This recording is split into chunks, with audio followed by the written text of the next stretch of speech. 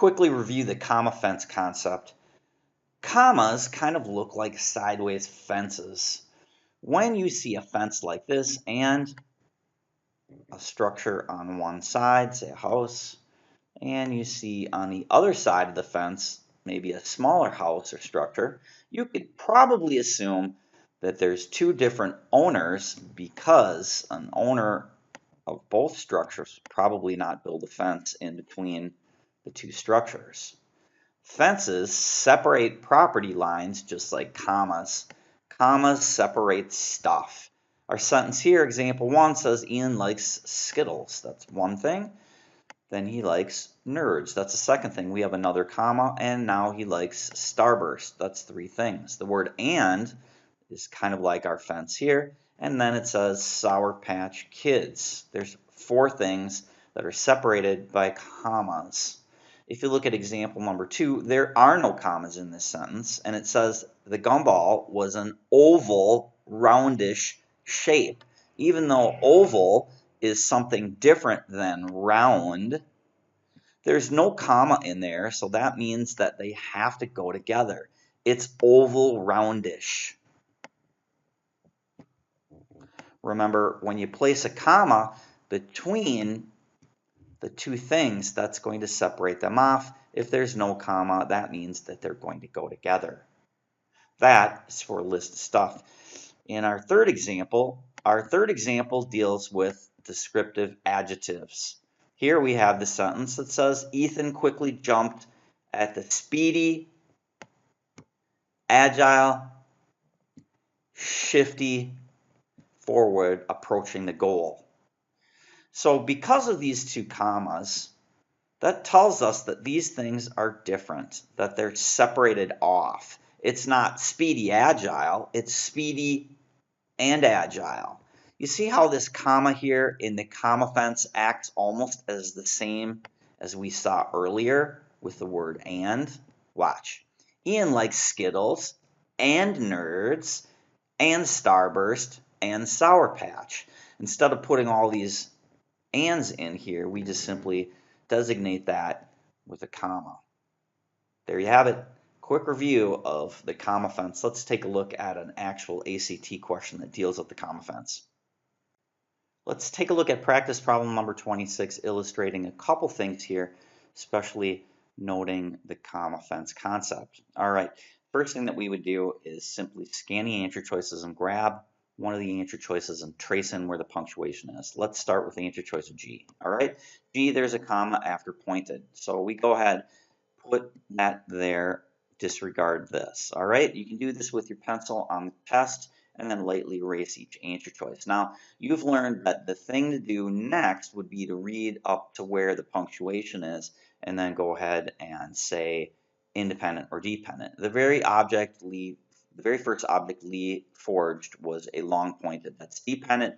Hudson Bay dagger, that's dependent. Right away, we could say that doesn't work because that violates abandoned boxcar. All right. Second thing that we would do is we would come over here and do the same thing for the next answer choice. The next answer choice, we would choose maybe, how about answer choice H? In answer choice H, we'd trace in where the punctuation is here after long. All right, read up to the comma and label it. The very first object Lee forged was a long dependent. Pointed Hudson Bay dagger dependent. That violates the abandoned boxcar as well. So now we've got two of the answer choices that are out. Okay. Answer choice F, if you do this again, we look over here. It says the very first object Lee forged was a long dependent.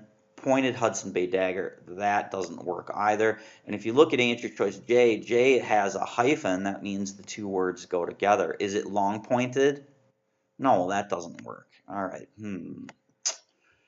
Oh, abandoned boxcar didn't work for us on that, kids. Sorry. That's why we have the comma fence concept.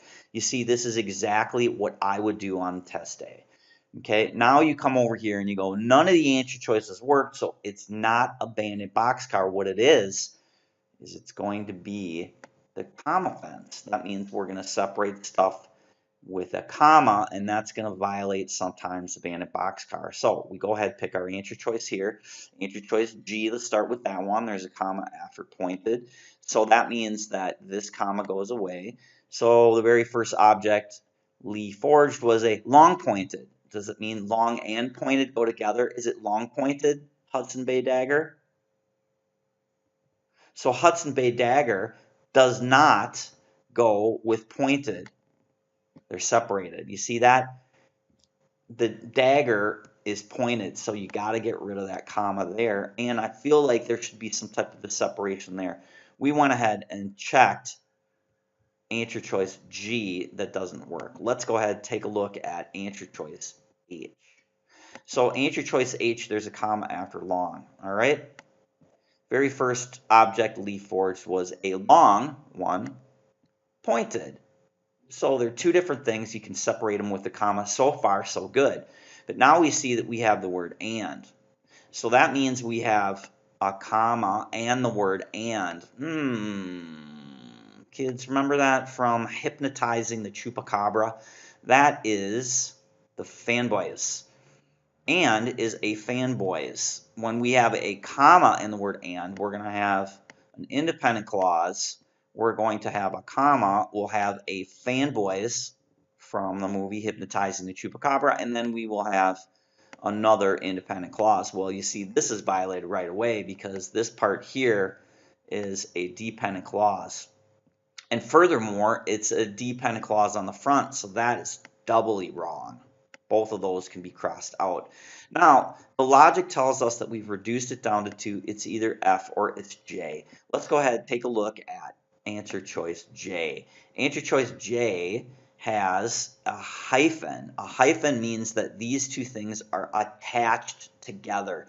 Now, a hyphen is small, and a Mr. Chung M dash is longer. Look at it. The hyphen is half the size as Mr. Chung.